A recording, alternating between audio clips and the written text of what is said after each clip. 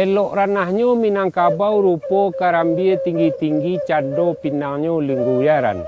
Rupo rumputnya ganti-gantian bukit bariri kiri kanan gunung Marapi jo Singgalang Tandike jo gunung Sago Pasaman jo gunung Talang. Jalan lurus lebuahnya golong sawah batumpak dengan data ladang babidang dengan lereng banda baliku turik bukit. Sawah lah sudah jo lantaknya, ladang lah sudah jo ranjinya. Sawah balantak basupadan ladang diagiah babintal.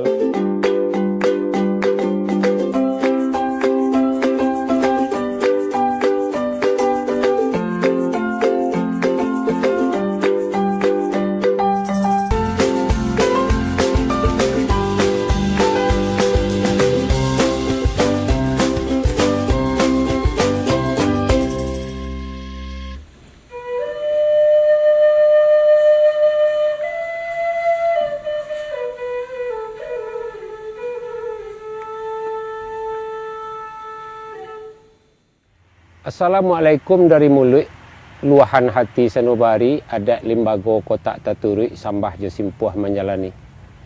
Keganti sirih nan sakapu umpama rokok dan sabatang. Kaurang banyak salam tatabu kanan rami sambah takambang.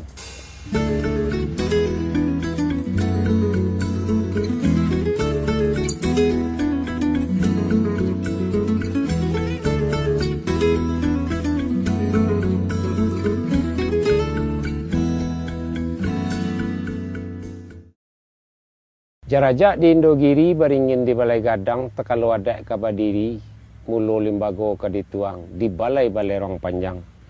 Panjang 120 lebarnya 7 hektar Makkah buatan Datuk Tan Tejo Nanggurano.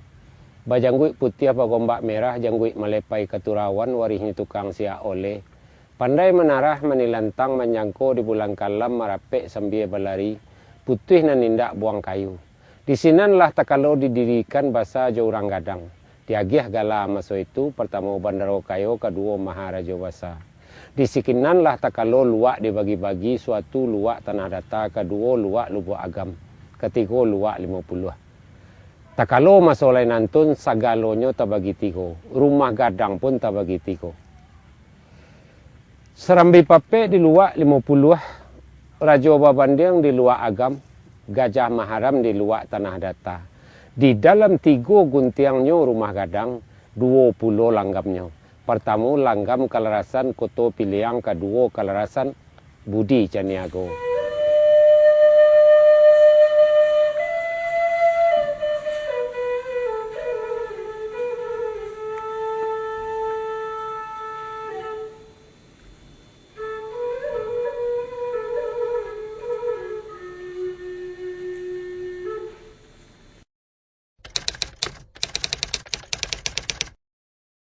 Rumah gadang basandi batu sandi banamo alu adat tonggak banamo kasandaran atau ijuk dindang bauki konjongnya ampek bintang bakilatan banamo rabuang membacui.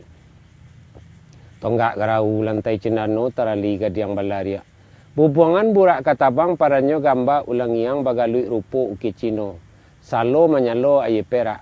Anjuang batingke balun-alun bakeh menyuri menirawang. Alaman carano bancah kasiatnya lumui bari tintiang 5 manih sandaran lalu kemunyang pautan kudo balaswang batu balaria. Itulah langgamnya rumah gadang nan ado di Minangkabau. Rumah gadang Caniago nan dikatakan dalam Kelarasan Budi Caniago ujung pangka tonggaknya ke tanah. Itu kalau awak caliak dari janjang di luar. Dari pandangan di luar, ujung pangka rumah gadang, tonggaknya ke tanah. Kalau rumah gadang Koto Piliang, ujung pangka pasti batonggak gantung. Tidak ada di antara tonggak itu, kadang-kadang 6, kadang-kadang 3, itu tidak sampai ke tanah. Ujung dari sudut ke sudut rumah gadang. Sesudah itunya, nan Koto Piliang, rumah gadangnya, lantainya walaupun dalam pitua rumah gadang lantainya amparan duduk bakeh basurah patang pagi, lantainya dalam nandata pakai tinggi. Tapi kalau di rumah gadang Caniago lantainya data selalu. Banduannya Di rumah gadang Caniago banduanya samo data jo anak janjang nan paling di atas. Kalau rumah gadang Koto Piliang lantai banduanya buaya lalok namanya, tinggi pada janjang dan tinggi pada lantai. Itulah lantai rumah gadang Koto Piliang. Namanya buaya lalok. Artinya walaupun dalam pitua pintunya sama kata barulang di minyak manti jo Panggulu, tapi di buaya lalok di dalam rata-rata Koto Piliang harus pandai melongkah. Melongkah dalam artian menjalang menurut nenek mama. Kalau tidak pandai-pandai mengecek ke nenek mama, tidak pandai berhadapan dengan nenek mama, maka kita akan menghadapi kendala di dalam kaum, baik di dalam pejuraian walaupun dalam pesukuan.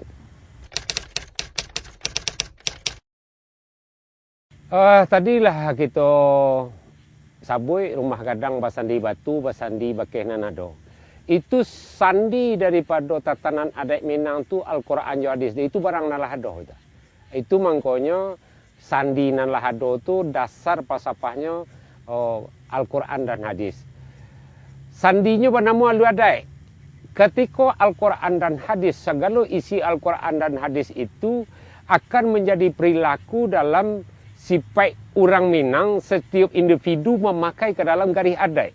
Kalau nyo ndak beragama, berarti nyo ndak beradat itu. Jadi makanya sandi dari Al-Quran jo hadis secara hakikat dalam pandangan rumah gadang basandi batu akhirnya menjadi adat di Minangkabau. Maka laki pituanya adat basandi sarak, sarak basandi kitabullah, walau kabeh dapat dibuka nan buhu ndak boleh huyah. Tonggak gaharu. Kalau orang kayu gaharu ko sebenarnya setelah amak coba mau uji itu kayu nan paling tahan. Di samping kayu nan paling tahan, juan ti nyamuk. Setelah diteliti pada para profesor termasuk profesor dari Belanda tahun 82 mak sama ujinya, rupanya orang Minang saya suak kalau rumahnya kayu babaun tonggaknya atau kayu gaharu tonggaknya, itu tidak perlu pakai nyamuk di rumah. Begitu hebatnya rancangan dari orang membuat rumah itu sendiri. Lantainya amparan duduk. Amparan duduk itu bakeh basurah petang pagi. Bakeh basurah petang pagi itu artinya apa? Awak kapai ke sawah, kita kapai ke ladang, kita kapai bakarajo, itu boleh bercerita di saat minum kopi pagi. Tengah hari tidak leh. Lah patang beko baru melapor balik. Baru diceritakan balik apa yang terjadi tadi, apa yang harus di kerajaan besok. Maka bernamalah lantai rumah gadang tu bakeh basurah petang pagi. Tingkoknya bernama kasandaran. Itu artinya kasandaran orang Sumando. Karena tingkok dalam artian dinding rumah bagian dalam itu tampek menyanda orang Sumando supaya lapeh pandangannya keluar. Taunya nan kurang kadi kuat, nan indak kadi adoan, nan kurang nan sentiang kadi bilai, nan tinggal kadi japuik, tak cici kadi pilihi, nan tak serak kadi kampuangan. Banduanya bakeh basitakan. Artinya apapun nan terjadi, nan bandua ko adalah andasan bapijak dek nenek mamak. Karena di bandua menyandaka bandua itulah duduknya sakalodun sanak di dalam malek. Maka bandua bakeh basitakan artinya dalam sayui, dalam apa saja karajo alik nang kadikai ko ibaratnya kemanakan lah nan jadi menampin dek nenek mamak serupa nan dikiaskan dalam salah satu pakaian bundokan doang. Jadi apapun nan terjadi di dalam rumah, nenek mamak tetap ditampin oleh bundokan doang. Maka lakeklah pituanya bandua itu bakeh basitakan gitu. Sudah tua toknya payung sakaki. Susunan nenek mama artinya seluruh kaum nan ada di dalam kaum itu sebelum lapeh ke nagari, apapun perilakunya di dalam kaum itu di bawah lindungan nenek mama, di bawah payungan nenek mama. Makanya apapun nantakana ada anak kemanakannya harus berpikir mengkau mengecek, tapi tidak akan mengecek. Indak kanyo katon sakalo nanta pikir. Sudah tu janjang babelok di halaman. Iko agak panjang ceritanya kenapa janjang babelok di halaman, atau janjangnya tu pintu naik suuk kida. Kalau awak pandang dari sudut dunia kini, sebahagian rumah gadang di luar nanti iko kan ada pintu nan di belakang, ada pintu nan di samping. Itu artinya kalau awak baca situasi kini iko kan antisipasi porno aksi dan pornografi kalau boleh awak membaca nan agak lebih modern. Kenapa begitu? Di dalam rumah pintu tidak ada, lampu tidak ada, penerangan lalu ada listrik bantu kini. Anak gadis sebelumnya kawin di Minangkabau itu selalu membuat pakaiannya, alih sampai tidurnya, sarung bantalnya, mukenahnya, segala macamnya itu selalu dibuat. Setelah salat asar, gadis-gadis itu biasanya sebelum kasur itu mulai merendo, mulai membuat jahit sangkut, jahit segala macam. Kalau janjangnya mahadok ke halaman, otomatis mahadok ke jalan, otomatis anak gadis kok kalau duduk sesamuinya ndak ada orang laki-laki, kadang-kadang duduknya ndak karuan-karuan gitu. Supaya jangan nampak aurat kemanakan, dek orang lalu lintih di jalan, makanya dek nenek mamak dulu nyobalakan lah rumah kok ke jalan, seruponan ada di Kubur Rajo gini. Banyak rumah kadang nan memelakang jalan atau nan marusuk jalan.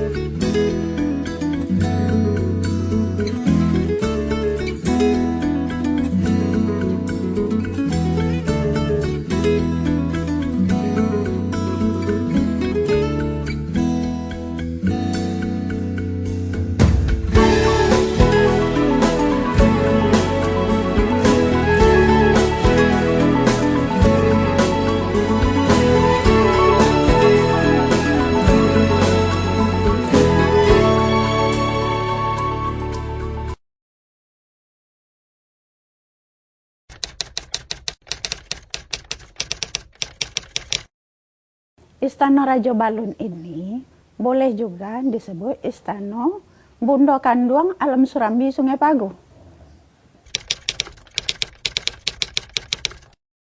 Istana ini biasanya digunakan untuk pertama patah tumbuk ilang baganti raja misalnya, satu. Yang kedua, istana ini berfungsi juga untuk nenek-nenek mama. Misalnya ada persoalan tentang baik sako maupun pesako yang tidak tuntas di bawah, dinaikkan ke sini, ke Istana Raja Balun ini. Jadi istana ini sama dengan tingkat tinggi yaitu MA kalau di pemerintahan.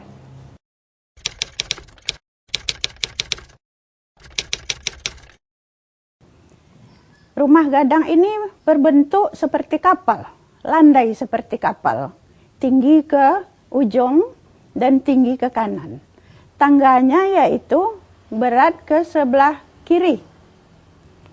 Istana ini mempunyai di depan yaitu berando atau fungsinya yaitu tempat duduk tamu. Setelah masuk ke dalam, terlihatlah di sini yaitu di dalamnya mempunyai anjungan tiga di kiri dan 3 di kanan. Apa sebabnya dibungkus tonggak ini dibungkus dengan kain kuning? Yaitu menandakan mana yang tonggak tua yang mula-mula dibangun, yaitu terletak di sebelah kanan pintu masuk. Itu menandakan itu yang pangkal dan ini yang ujung. Makanya 2 dibungkus dengan kain. Itu menandakan itu yang pangkal dan ini yang ujung. Kiri kanan rumah ini mempunyai anjung 3 di kiri dan 3 di kanan. Fungsinya yaitu sama. Raja di sini ada 4. Dua duduk di sebelah sini dan dua duduk di sebelah sana.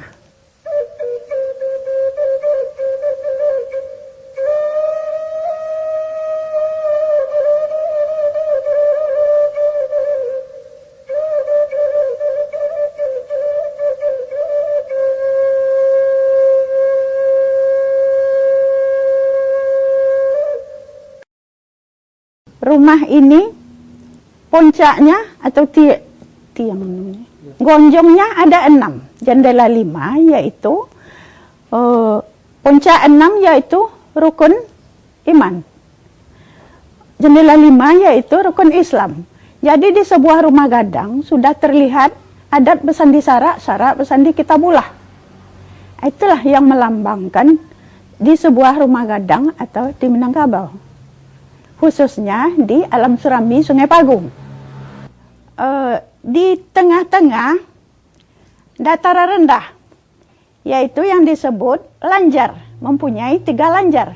Lanjar depan, lanjar tengah, dan lanjar belakang. Nah, mempunyai 3 lanjar rumah ini, yaitu tempat duduk nenek mama dari bermacam suku. Nah, sinilah duduknya. Dia tahu sendiri kalau nenek mama mau naik ke rumah ini di mana tempat duduknya. Dia sudah tahu. Misal di suku itu, di suku ini, saya di sini duduk. Dia sudah tahu sendiri di mana tempat duduknya. Nggak usah diatur lagi. Tiang atau tonggak yaitu 24 buah. Kalau rumah gadang biasa, tonggaknya 20 cuma. Kalau ini berbeda. Karena terdiri dari persukuan Kampai dan 20 Ampek. Makanya tiang atau tonggaknya 24 buah. Kamar hanya 2. Istimewanya khususnya ada 2 kamarnya. Kalau rumah gadang biasa kamarnya tiap ruang ini mempunyai kamar. Tapi kalau Istana Rajo cuma 2. Kamar penghuni 1 dan kamar pecontohan yaitu kamar pengantin 1. Di sini banyak terdapat yaitu benda-benda BCB seperti naskah dari Pagaruyung kepada raja, yang kemudian foto-foto raja-raja.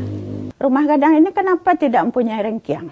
Waktu Jepang masuk, saya nggak ingat lagi Pak, tahun berapa Jepang masuk, orang Indonesia tidak boleh makan nasi, hanya boleh makan umbi-umbian, seperti ubi, talas, ubi jalar, hanya itu. Pepaya muda direbus, hanya itu yang boleh dimakan. Padi-padi di dalam rengkiang diambil oleh Jepang, kemudian truk sudah disediakan untuk menaruh padi, kemudian dibawa ke Teluk Bayur, dibuang padi-padi itu. Orang Indonesia tidak boleh makan padi, makan nasi. Rengkiang itu ada 4. Ada khusus untuk nenek mama, itu khusus apa misalnya mau keluar, di sana diambilkan dananya. Nah, gitu. Ada juga setengah lapar ini umpamanya kalau ada orang-orang kampung yang berkekurangan, dibantulah dengan itu. Lain pula rengkiangnya Pak. Nah itu yang dinamakan setengah lapar tadi. Nah diberikan kepada orang-orang kampung. Jadi lasung-lasung itu di depan rengkiang letaknya Pak. Dulu kincir, heler belum punya. Hanya padi sesudah dijemur, ditumbuk dengan alu. Nah, itulah fungsinya lasung-lasung itu yang ada di depan tadi.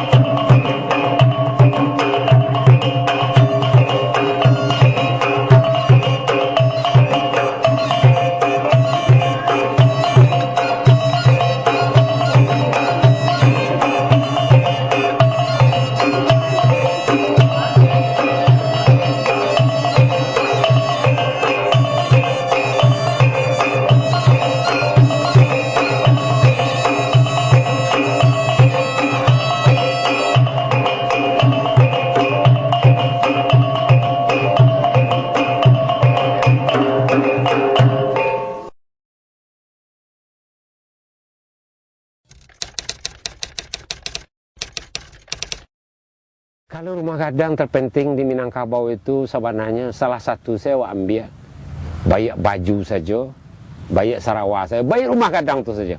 Dan rumah gadang itu yo gadang sadunya. Ba alam lawe, ba padang lapang, tingkat kesabarannya tinggi, mangko orang sesuatu tu ndak ada stroke.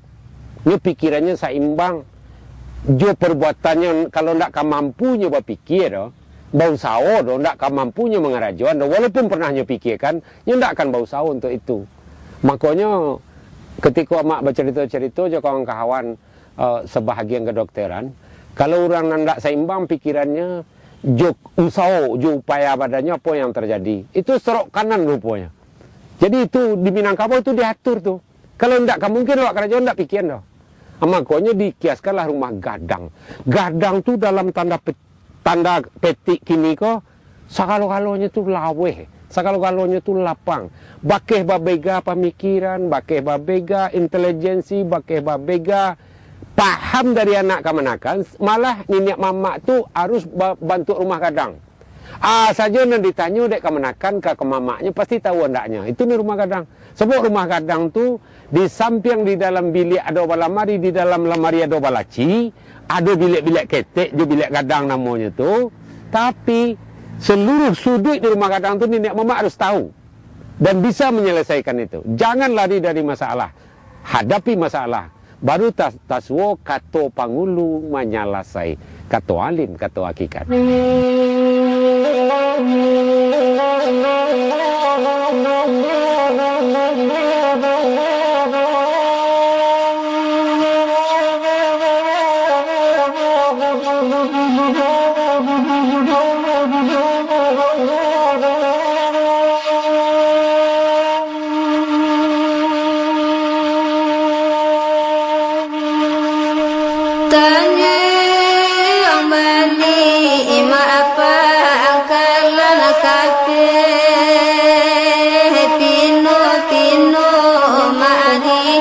Dalam padi unden